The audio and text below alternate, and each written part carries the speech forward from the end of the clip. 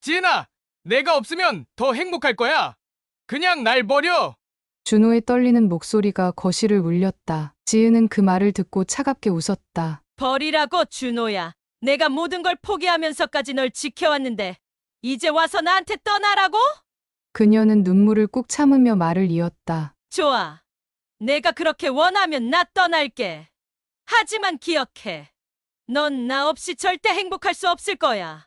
준호는 휠체어를 밀며 그녀를 붙잡으려 했지만 이미 그녀의 뒷모습은 문을 넘어 사라지고 있었다. 문이 닫히는 소리와 함께 남겨진 건 끝없는 침묵과 후회의 그림자뿐이었다.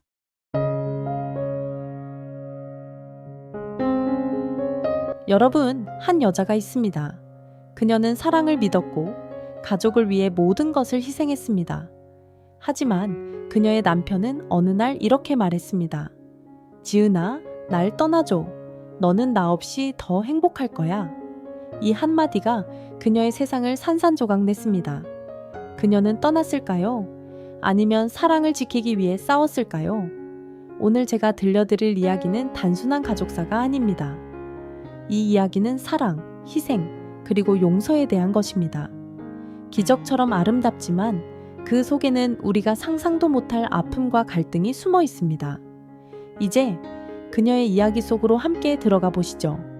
그녀의 선택이 여러분의 마음을 어떻게 흔들지 끝까지 지켜봐 주세요. 서울의 한 골목길에 위치한 작은 카페. 벽에는 누런빛의 따뜻한 조명이 비치고 잔잔한 한국 전통 음악이 흐른다. 커피 향이 은은히 퍼지는 공간은 마치 마음을 털어놓기에 딱 맞는 분위기를 자아냈다. 창가 자리에는 한 여자가 앉아 있었다. 그녀의 이름은 지은 40세. 커피 잔을 손에 쥔 채 그녀는 창밖을 바라보며 깊은 생각에 잠긴 모습이었다. 지은아, 무슨 생각해? 반대편에 앉은 친구 혜진이 조심스레 물었다. 혜진은 지은과 중학교 시절부터 단짝 친구였다. 지은은 천천히 고개를 돌렸다. 그녀의 눈에는 삶의 무게가 가득 담겨 있었다. 혜진은 그 눈빛을 보고 심상치 않음을 느꼈다. 혜진아, 내가 너무 오래 참고만 산 걸까? 갑작스런 질문에 혜진은 당황했지만 금세 자세를 고쳐 앉았다. 참았다고? 뭐를 말이야? 너희 가족 문제 생겼어? 지은은 웃음 대신 깊은 한숨을 내쉬었다. 그녀의 손이 살짝 떨리는 것을 본 혜진은 차마 재촉할 수 없었다. 사실 오늘 너한테는 내 이야기를 다 해주고 싶어. 더는 혼자만 끙끙 앓을 수가 없거든. 지은의 목소리는 낮고 떨렸지만 단호했다. 혜진은 커피 잔을 내려놓고 자세를 잡았다. 말해봐. 뭐든 들어줄게. 지은은 천천히 이야기를 풀어나가기 시작했다. 준호를 처음 만난 게 27살 때였어. 그때만 해도 내가 이렇게 사랑에 빠질 줄은 몰랐지. 그녀의 얼굴에는 잠시 따뜻한 미소가 떠올랐다. 준호와의 첫 만남, 그의 배려심과 유머러스한 성격, 그리고 눈빛만 봐도 알 수 있었던 진심. 그 모든 것이 그녀의 기억 속에 생생히 남아 있었다. 준호는 항상 나를 특별하게 만들어줬어. 우리가 처음 데이트했던 날, 갑자기 비가 내렸거든. 그런데 그는 내 손을 잡고 거리 한복판에서 춤을 추자고 했어. 난 처음엔 당황했지만 그의 웃음을 보니 나도 모르게 따라했지. 혜진은 미소를 지으며 고개를 끄덕였다. 와, 정말 영화 같네. 그래서 그렇게 5년을 만났고 결혼했어. 우리 결혼식은 정말 완벽했어. 꽃, 음악, 하객들 모든 게 마치 꿈 같았지. 준호는 항상 나를 웃게 해줬어. 하지만 지은의 목소리가 점점 낮아졌다. 그녀의 눈빛이 다시 창밖으로 향했다. 결혼 후의 첫 3년은 정말 행복했어. 우리는 함께 요리하고 여행하고 늦은 밤까지 이야기를 나누며 시간을 보냈어. 그는 항상 깜짝 선물을 준비하곤 했어. 집에서 작은 파티를 열거나 내가 좋아하는 시를 써서 읽어주기도 했지. 그와 함께라면 세상이 더할 나위 없이 완벽했어. 하지만 그 완벽함 속에서 지은은 자신도 모르게 작은 불안을 느끼기 시작했다. 시간이 지날수록 난 아이가 생기지 않는 것에 대해 걱정하기 시작했어. 그가 한 번도 불평한 적은 없지만 난 항상 그가 속으로 실망하지는 않을까 두려웠어. 혜진은 놀란 듯 지은을 바라보았다. 그런 생각을 준호한테 털어놔 본 적 있어? 지은은 고개를 저었다. 아니, 혜진아, 난 그에게 완벽한 아내로 남고 싶었어. 그가 부담을 느끼는 게 싫었어. 그녀는 다시 한숨을 내쉬었다. 하지만 세상은 절대 오래 행복만 주지 않더라. 그 후에 벌어진 일들은 내 인생을 완전히 뒤바꿔놨어. 지은의 이야기가 더 깊어질수록 혜진의 얼굴에는 점점 더 진지한 표정이 떠올랐다. 그녀는 지은의 손을 꼭 잡았다. 말해줘. 너만 힘들게 하지 말고 나도 함께 들어줄게. 지은은 눈을 감았다가 천천히 떴다. 알겠어. 혜진아, 들어봐. 이건 아마 너도 상상 못했던 이야기일 거야. 그녀의 목소리는 점점 깊어졌고 감정이 실리기 시작했다. 이제 지은의 이야기는 본격적인 시작점에 서 있었다. 준호가 교통사고를 당했을 때 내 세상이 무너졌어. 혜진의 눈이 커졌다. 교통사고? 그게 언제 일이야? 몇 년 전. 그날은 비가 너무 많이 왔고 그가 나에게 전화로 말했어. 지은아, 오늘 저녁은 내가 준비할게. 그게 마지막으로 들은 그의 행복한 목소리였어. 지은의 이야기는 이제 더 이상 멈추지 않았다. 그녀의 가슴 속에 묻어두었던 모든 아픔과 비밀이 커피향 속에 스며들기 시작했다. 준호와의 결혼은 꿈만 같았어. 그는 내 인생의 처음이자 마지막으로 나타난 기적 같은 사람이었거든. 지은은 창밖으로 천천히 시선을 옮기며 이야기를 시작했다. 내가 준호와 처음 만났던 날, 그날은 평범한 월요일이었어. 비가 내리고 있었고 나는 우산을 안 가져왔지. 그런데 그가 갑자기 나타나 내게 우산을 씌워줬어. 혜진은 미소를 지었다. 와, 정말 드라마처럼 시작됐네. 그래서? 지은은 부드럽게 웃으며 고개를 끄덕였다. 그래, 드라마 같았어. 하지만 그는 그런 드라마틱한 행동을 평생 멈추지 않았어. 항상 나를 특별하게 대해줬거든. 결혼 후에도 준호는 여전히 로맨틱한 남편이었다. 그는 매일 아침마다 커피를 준비해주며 말했다. 여보, 오늘도 당신 덕분에 내 하루가 빛날 거야. 지은은 그 작은 행동들 속에서 사랑을 느꼈다. 결혼 초반, 두 사람은 함께하는 모든 순간이 소중했다. 준호는 건축사무소에서 바쁘게 일했지만 집에 돌아오면 항상 웃으며 지은을 반겼다. 그들은 저녁마다 함께 저녁 식사를 준비했고 때로는 요리 경쟁을 하기도 했다. 한 번은 내가 만든 김치찌개를 두고 그가 이건 세계 최고의 요리야라고 말했어. 그날 내 얼굴이 얼마나 빨개졌는지 몰라. 혜진은 웃음을 터뜨렸다. 역시 로맨틱한 남자네. 그런데 너희 관계에 문제가 있었던 거야? 지은은 잠시 멈칫했다. 문제라기보다는 아이가 생기지 않는 게 조금 걱정됐어. 결혼 1년 차가 지나고 주변 사람들은 하나둘씩 아기는 언제쯤? 이라고 묻기 시작했다. 지은은 처음엔 그 질문이 대수롭지 않았지만 시간이 지나면서 점점 더 압박감을 느꼈다. 준호는 항상 천천히 하자고 말했어. 그는 내가 불안해하는 걸 알고 늘 날 위로해줬어. 그런데도 난 마음 한구석에서 우리가 혹시 잘못된 게 아닐까 생각했지. 지은은 모르고 있었지만 준호 또한 마음속 깊은 곳에 고민을 품고 있었다. 어느 날 그는 친구들과의 술자리에서 털어놓았다. 아직 아기가 생기지 않는 건 괜찮아. 하지만 그녀가 행복할까?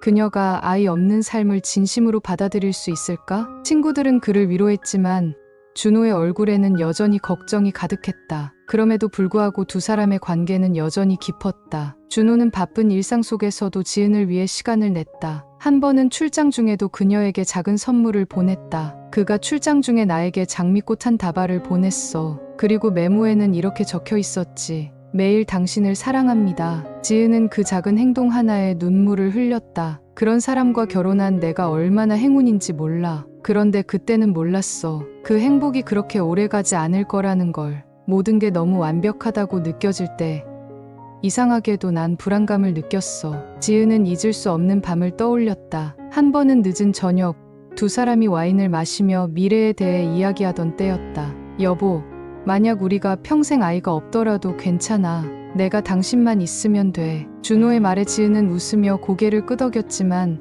속으로는 눈물이 나올 것 같았다. 그리고 모든 게 한순간에 바뀌었어. 지은의 눈에 다시 눈물이 고였다. 준호가 그 사고를 당했을 때 난 그때부터 진짜로 우리가 시험대에 오른 거라는 걸 깨달았어. 혜진은 숨을 죽이며 지은의 말을 기다렸다. 그는 내 삶의 전부였고 난 그를 위해 뭐든 할 준비가 되어 있었지만 행복은 그렇게 오래 머물지 않더라. 그날은 유난히 비가 많이 내렸어. 지은은 고개를 숙이며 기억 속 어두운 장면을 꺼내듯 이야기를 시작했다. 준호는 부산에서 중요한 미팅이 있다고 했어. 아침부터 서둘러 준비하더니 오늘 저녁은 내가 집에 와서 맛있는 거 해줄게. 라고 말하며 문을 나섰지. 평소처럼 밝게 웃으면서 말이야. 하지만 그것이 마지막으로 본 그의 웃는 얼굴이었다. 그날 오후 지은은 집에서 창밖을 바라보며 점점 거세지는 빗소리를 들었다. 갑작스러운 전화벨 소리가 그녀의 심장을 철렁하게 했다. 지은 씨 맞으시죠?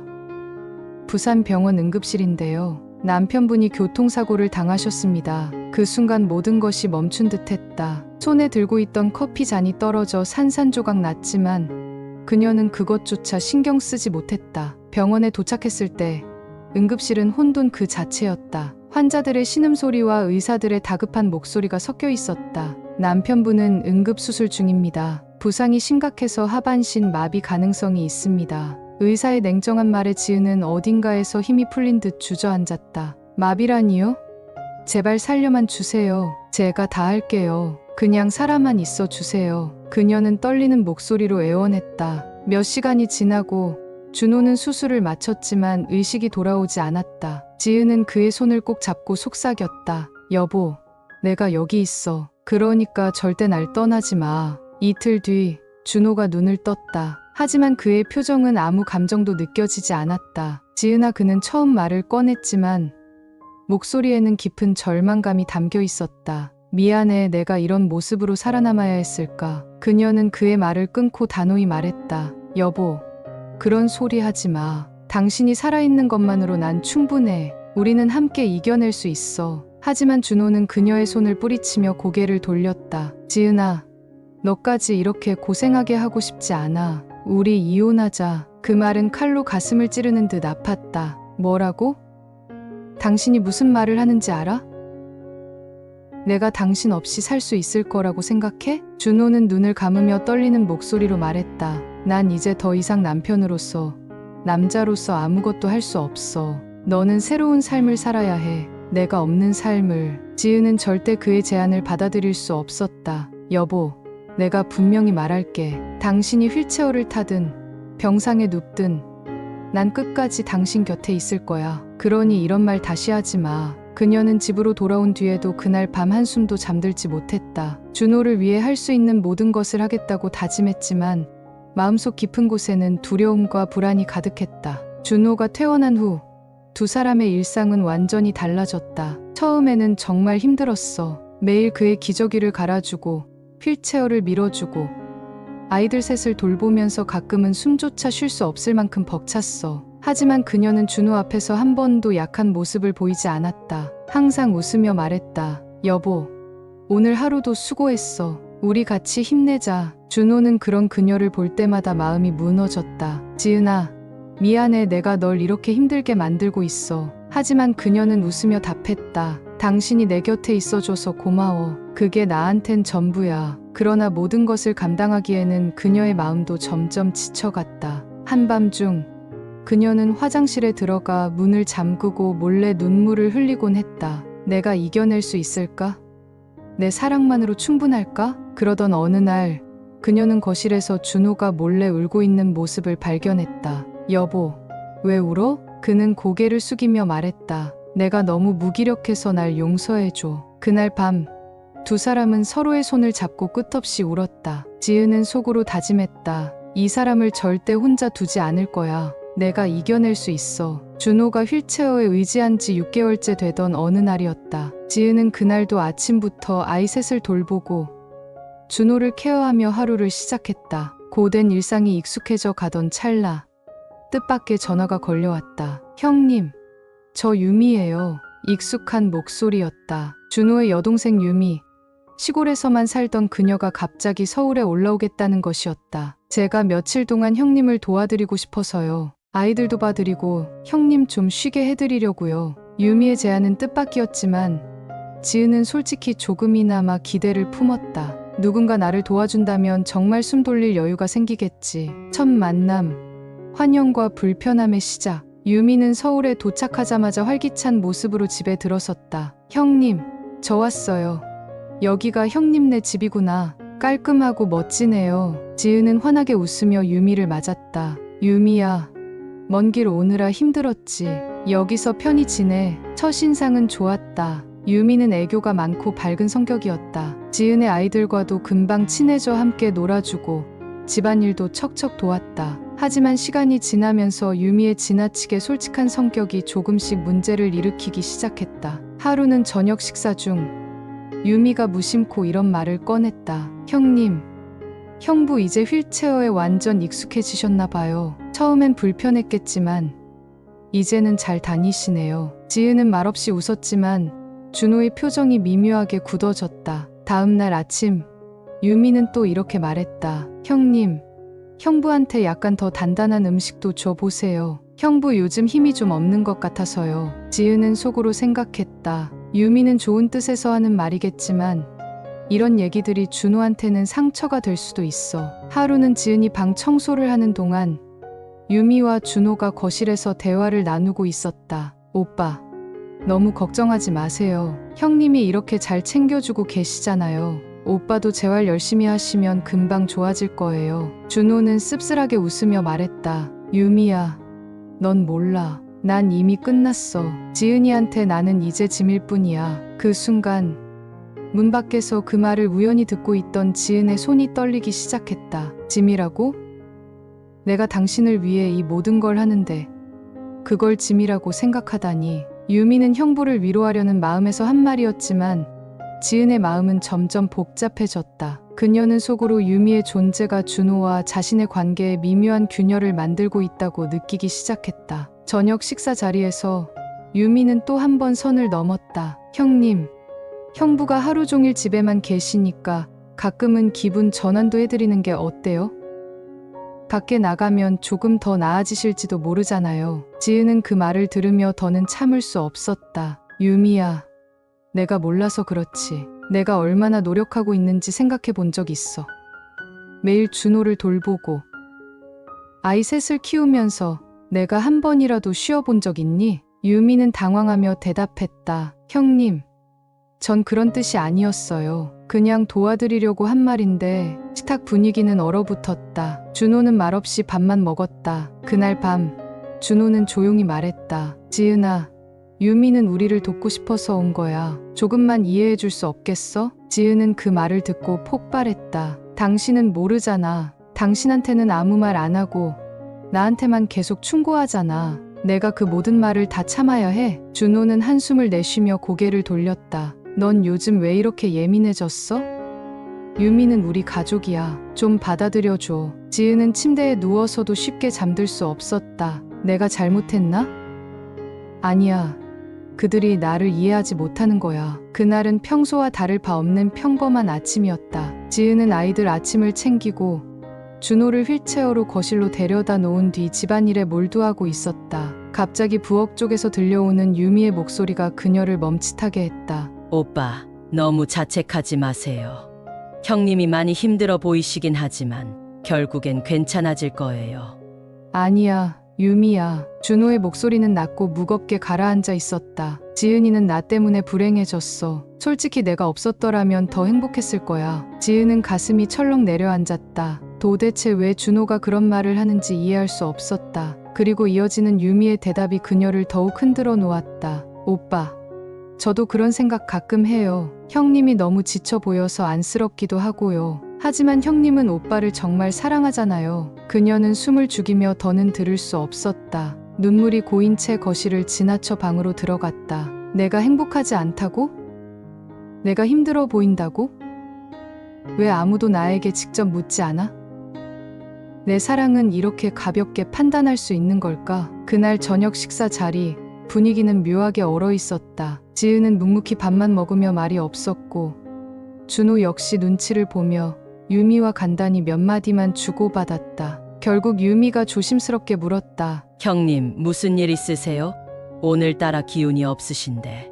지은은 그 말을 듣고 순간적으로 화가 치밀었지만 꾹 참았다. 대신 냉소적으로 말했다. 기운이 없는 건 당연하지. 내가 무슨 로봇도 아니고 매일 이렇게 살면서 지치지 않을 수 있을까? 유미는 당황한 얼굴로 대답했다. 형님, 제가 뭐 잘못했나요? 그런 뜻으로 말씀드린 게 아닌데. 준호는 조용히 말했다. 지은아, 유미한테 너무 그러지 마. 도와주려고 온 거잖아. 지은은 그 순간 참았던 화가 터져 나왔다. 도와준다고? 정말 그게 다야? 당신들은 뒤에서 나에 대해 뭘 그렇게 속닥거리는 거야? 내가 당신들 눈에 그렇게 불쌍해 보이니? 준호는 놀란 표정으로 지은을 바라보았다. 지은아, 무슨 소리야? 너 지금 뭘 듣고 그렇게 화를 내는 거야? 난 다 들었어, 준호. 당신이 유미랑 나에 대해 얘기하는 거 말이야. 내가 힘들어 보이고 불행하다고?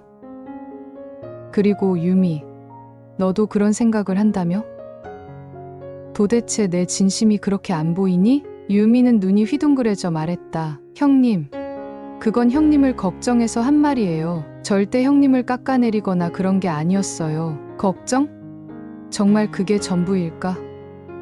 지은의 목소리는 떨리고 있었다. 난 매일 모든 걸 다 내던지며 살고 있어. 그런데도 너희는 내가 충분하지 않다고 느끼는 거니? 준호는 깊게 한숨을 내쉬며 대꾸했다. 지은아, 너 요즘 너무 예민해. 유미는 널 위해 도와주고 있는 거야. 그런데 너는 항상 이렇게 날카롭게 받아들여. 나도 힘든데 너마저 이러면 정말. 지은은 준호의 말을 듣자마자 자리에서 일어섰다. 정말 당신도 힘들다고? 그러면 대체 내 힘듦은 누구에게 말해야 해? 난 당신을 위해 모든 걸 희생했어. 그런데도 내가 예민하다고?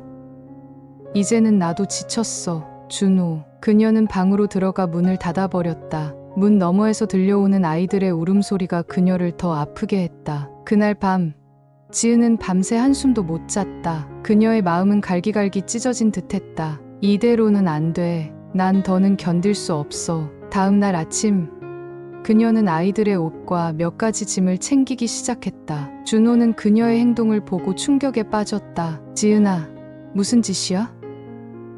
우리 어디 가려고 하는 거야? 지은은 눈물을 참으며 대답했다. 난 떠날 거야. 당신이 원하는 대로. 내가 없어지면 당신은 더 행복해질 수 있겠지. 아이들도 데리고 갈 거야. 준호는 휠체어를 밀며 그녀에게 다가갔다. 그게 아니야, 지은아. 내가 그런 뜻으로 말한 게 아니야. 제발 떠나지 마. 하지만 그녀는 단호했다. 준호, 이제 난 더는 당신과 함께 있을 자신이 없어. 내가 얼마나 사랑했는지 얼마나 노력했는지 당신은 모를 거야. 이젠 나를 위해 살고 싶어. 지은은 아이들을 데리고 문을 나섰다. 준호는 휠체어를 타고 그녀를 따라오며 애원했지만 그녀는 멈추지 않았다. 지은아, 미안해. 내가 잘못했어. 제발 다시 생각해줘. 하지만 그녀는 돌아보지 않았다. 그녀의 마지막 말이 집 안에 울려 퍼졌다. 당신이 날 버리라고 했으니 이제 내가 떠날게. 다시는 날 찾지 마. 지은이 집을 떠난 후 준호는 완전히 무너졌다. 지은과 아이들이 없는 집은 텅 빈 껍데기처럼 느껴졌다. 그는 휠체어에 앉아 창밖만 바라보며 하루를 보냈다. 한때는 사랑과 웃음이 가득했던 집이 이제는 적막과 후회로 가득 찼다. 내가 이 모든 걸 망쳤어. 그는 자신을 탓하며 점점 더 깊은 절망에 빠졌다. 어느 날 유미가 집에 들렀을 때 준호의 얼굴은 완전히 생기를 잃어 있었다. 오빠, 왜 이렇게 야위었어요? 밥은 먹고 있는 거예요? 하지만 준호는 대답 대신 고개를 돌렸다. 유미는 형의 상태를 보며 눈시울이 붉어졌다. 그날 밤 준호는 자신이 더는 아무것도 할 수 없다고 느꼈다. 내가 살아있을 이유가 있을까? 가족을 불행하게 만든 내가. 다음 날 유미는 집으로 돌아왔을 때 준호가 방 안에서 의식을 잃고 쓰러져 있는 것을 발견했다. 침대 옆에는 약통이 비어 있었고 방 안에는 준호가 남긴 짧은 메모가 있었다. 지은아, 미안해. 나 없이 더 행복하길 바랄게. 유미는 놀라움과 두려움에 빠져 바로 119에 신고했고 구급차가 도착하기 전까지 준호의 손을 붙잡고 애원했다. 오빠, 이러면 안 돼요.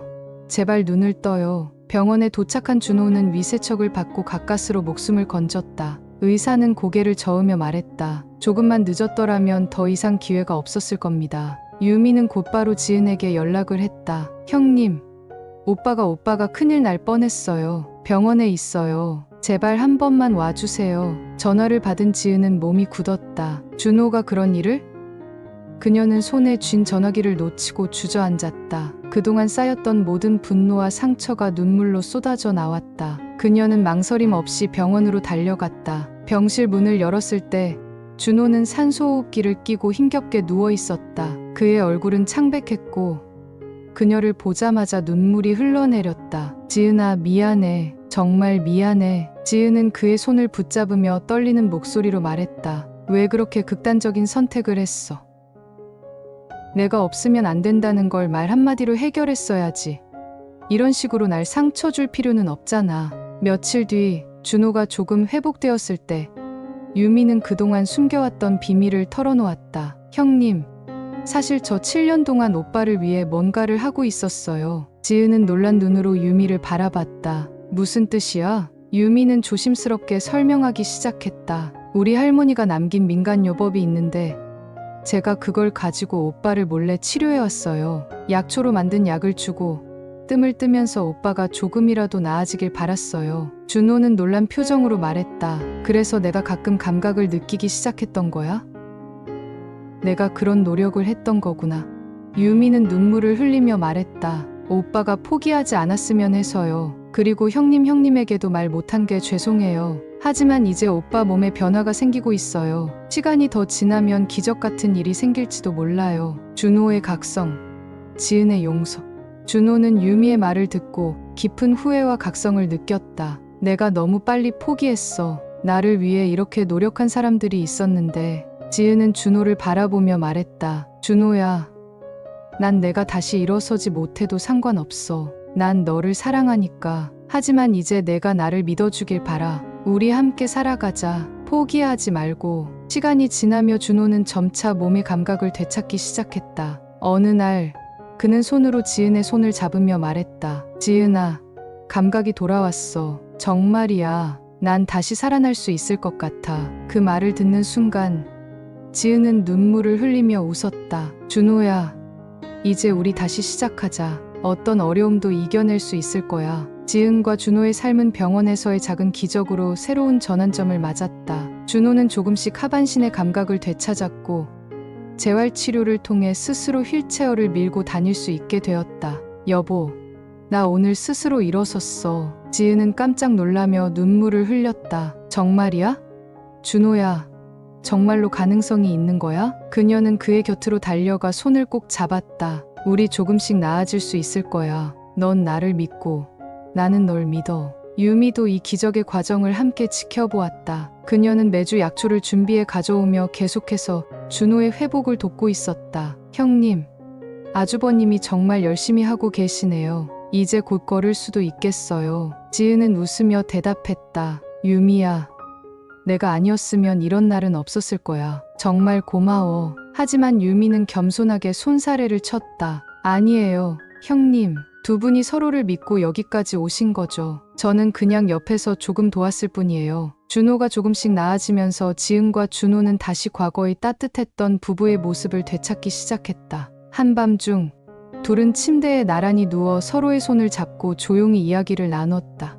여보, 우리가 여기까지 올 수 있었던 건 너 덕분이야. 너는 정말 강한 사람이야. 지은은 조용히 웃으며 말했다. 아니야, 준호야. 우린 함께 이겨냈어. 앞으로도 함께 이겨낼 거야. 그는 결심한 듯 말했다. 지은아, 내가 꼭 다시 걸어서 너와 손잡고 여행을 가고 싶어. 결혼 초에 약속했던 그곳들 하나도 빠뜨리지 않고 다 가보자. 지은은 그의 손을 더 꼭 잡으며 대답했다. 그럼 약속해. 우리가 꼭 그렇게 할 거야. 준호의 상태가 호전되면서 아이들과의 시간도 점점 더 소중해졌다. 그는 아이들과 함께 앉아 책을 읽어주고 놀이를 하며 점차 아빠로서의 역할을 회복해 나갔다. 아빠, 오늘은 우리랑 공놀이 해요. 아이들의 요구에 준호는 웃으며 대답했다. 좋아. 하지만 조금씩만 하자. 아빠도 아직 완전하지 않으니까. 아이들은 아빠와 함께 놀 수 있다는 사실만으로도 기뻐했다. 지은은 그런 모습을 보며 마음 깊은 곳에서부터 행복이 차오르는 것을 느꼈다. 그러던 어느 날 집 문 앞에서 뜻밖의 사람이 나타났다. 바로 유미의 예전 남자친구였다. 그는 유미에게 용서를 구하며 다시 시작하고 싶다는 말을 전했다. 유미야, 내가 정말 잘못했어. 다시 기회를 주면 안 될까? 하지만 유미는 단호하게 말했다. 아니야. 나는 이미 내 삶에서 당신을 내려놓았어. 내 가족과 함께하는 지금이 훨씬 더 중요해. 그 상황을 지켜보던 지은은 유미의 강인한 모습을 보며 놀랐다. 유미야, 정말 대단하네. 넌 너 자신을 지킬 줄 아는 사람이야. 유미는 고개를 끄덕이며 말했다. 형님, 저도 이제야 알았어요. 저를 지켜줄 사람은 결국 저 자신이라는 거요. 시간이 지나며 준호는 결국 지팡이를 짚고 몇 걸음씩 걸을 수 있게 되었다. 그날 온 가족이 모인 자리에서 그는 눈물을 흘리며 말했다. 지은아, 내가 없었다면 나는 절대 여기까지 오지 못했을 거야. 정말 고마워. 지은은 그의 눈물을 닦아주며 대답했다. 준호야, 이제는 행복만 남았어. 우리 앞으로도 함께 모든 걸 이겨내자. 이 마지막 장면은 사랑과 용서, 희망의 중요성을 독자들에게 강렬히 전달한다. 어려움 속에서도 서로를 지키며 결국 완전한 행복을 찾아가는 그들의 이야기는 독자들에게 큰 울림을 준다. 지은과 준호, 그리고 유미까지 모든 인물이 자신만의 성장을 이루며 이야기를 마무리한다. 다시 걷는 준호의 모습과 함께 이 가족에게 더 이상 불행은 없을 것처럼 보인다. 하지만 그들은 알 것이다. 진정한 행복은 단순히 기적이 아니라 서로를 믿고 함께 나아가는 과정에서 완성된다는 것을. 여러분, 결국 그녀는 떠나지 않았습니다. 사랑은 그녀를 붙잡았고 그녀는 사랑을 지켰습니다. 고통 속에서도 서로를 붙들고 상처를 회복하며 두 사람은 기적을 만들어냈습니다. 준호는 걸을 수 있게 되었고 지은은 잃었던 웃음을 되찾았습니다. 그러나 그들이 얻은 가장 큰 깨달음은 이것이었습니다. 진정한 사랑은 완벽하지 않다. 하지만 그 사랑은 완벽하게 서로를 지키기 위해 존재한다. 여러분, 우리는 살아가며 수많은 갈등과 선택의 순간에 서게 됩니다. 때로는 떠나는 것이 옳아 보이고 포기하는 것이 더 쉬울 수도 있습니다. 하지만 진정한 사랑은 그 모든 것을 넘어설 수 있는 힘을 가지고 있습니다. 이 이야기 속에서 지은과 준호는 서로를 위해 무너졌지만 결국 서로를 통해 다시 일어섰습니다. 그들의 이야기가 여러분의 삶에도 작은 울림이 되길 바랍니다. 오늘도 사랑을 잊지 마세요. 여러분이 누군가의 기적이 될 수 있습니다.